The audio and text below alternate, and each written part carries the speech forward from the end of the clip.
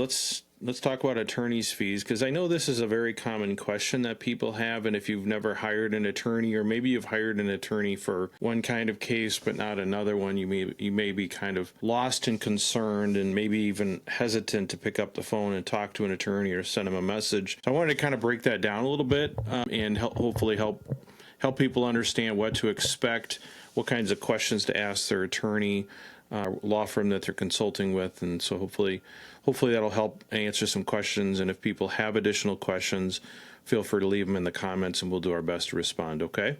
Yeah, absolutely. So these are not the only three ways, but I would say there's three main types of attorney compensation structures. That would be hourly, flat fee, and contingency. And I would say hourly and contingency are the most common. The flat fee is, I would say, a little bit of a newer thing. Very seldom have I used a flat fee structure myself, and I'll explain that why in a moment. But hourly is kind of the traditional model for everything but, let's say, car accidents and work injuries. Personal injury type cases, I think for a long time, have been done on a contingency fee basis. And then flat fee, like I said, I think is becoming more and more popular. It's something I'm looking into as well, because I think there are a lot of benefits and advantages to a flat fee structure, both from the standpoint of the law firm as well as the client. So let's start with the old hourly model. It's kind of the one that any of us have been practicing for a while, kind of grew up with.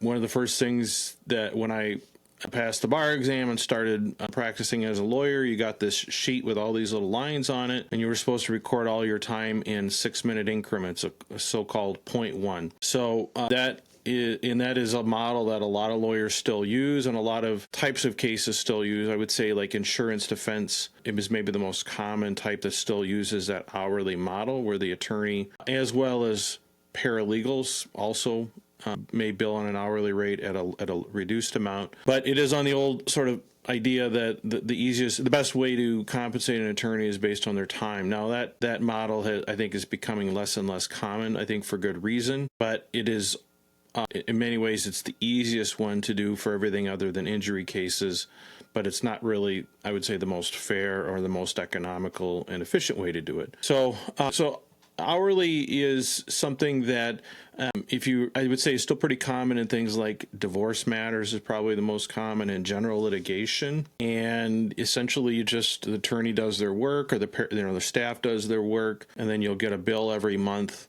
or however often they bill for however many hours that person has worked, and at their hourly rate. And probably the biggest, I guess, distinguishing factor between different hourly rate models, besides the amount of the rate, is it going to be paired with what we would call an advanced fee? So is the person going to have to pay some of that money in advance? And that goes into something called a trust account. We'll talk about trust accounts here in a little bit. Or is it simply, I'm going to do the work, send you a bill, and then you pay? I grew up being sort of taught to get some money up front, because there's just much easier to get the money before you do the work than after you do the work, is kind of the philosophy there, and it makes sense. And that money, let's say someone gets, we used to call them retainers. They're actually not really retainers.